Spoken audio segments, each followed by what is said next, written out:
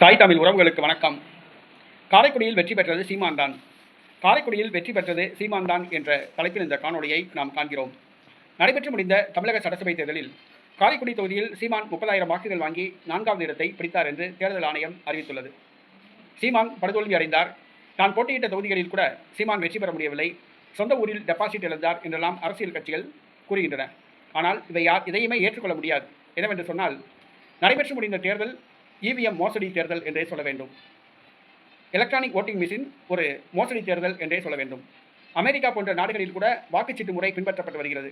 ஆனால் இந்தியாவில் EVM machine வாக்குப்பதிவு முறையானது ஒரு ஏமாற்று வேலையாகவே தென்படுகிறது. காரைக்குடியில் சீமான் வெற்றி பெற்றதுதான் உண்மை என்று சொல்ல வேண்டும். ஆனால் இவிஎம் மோசடி நடைபெற்றுள்ளது. சீமான் தோல்வியடைந்தார் என்று அறிவிக்கப்பட்டுள்ளது. இது தவறான ஒரு செயலாகும். வாக்குச்சீட்டு முறை வாக்குப்பதிவு நடைபெற்றால் அது சீமான் தான் வெற்றி பெற்றிருப்பார். இப்பொழுது கூட காரைக்குடி மக்கள் சொல்கின்றார்கள், ஜெயிச்சது சீமான் தான், நாம் தமிழர் கட்சி தலைவர் சீமான் தான் ஜெயிச்சது, பிரபு கிடையாதுன்னு சொல்லி காரைக்குடி மக்களே சொல்கின்றார்கள். எலக்ட்ரானிக் மிஷினில் தவறுகள் நடைபெற்றுள்ளது. இது தமிழகம் முழுவதும் 234 தொகுதிகளிலும் இந்த தவறு நடைபெற்றுள்ளது. வேண்டுமென்றே நாம் தமிழர் கட்சி வாக்குகள் மாற்று வேட்பாளருக்கு மாற்றிவிடப்பட்டுள்ளன. சீமான் தோல்வி அடைந்ததாக அறிவிக்கப்பட்டுள்ளது.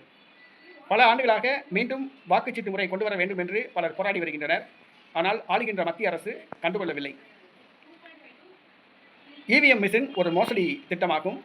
இவிஎம் மிஷினை மாற்ற வேண்டும் என்று காலங்காலமாக பலர் போராடி வருகிறார்கள். ஆனால் இந்திய தேர்தல் ஆணையம், மத்திய அரசு கண்டுகொள்ளவில்லை.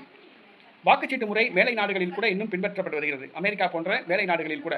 ஆனால் இந்தியாவில் இந்த வாக்கு இயந்திர முறை கொண்டு வந்தது ஒரு மோசடியாகும். அதுவும் குறிப்பாக தமிழ்நாட்டில் ஒரு நாம் தமிழர் கட்சிக்கு இது ஒரு மிகப்பெரிய பின்னடைவாக பார்க்கப்படுகிறது. காரைக்குடியில் சீமான் தோல்வியடையவில்லை, சீமான் தான் வெற்றி பெற்றது என்று நாங்கள் உறுதியாக கூறுகிறோம்.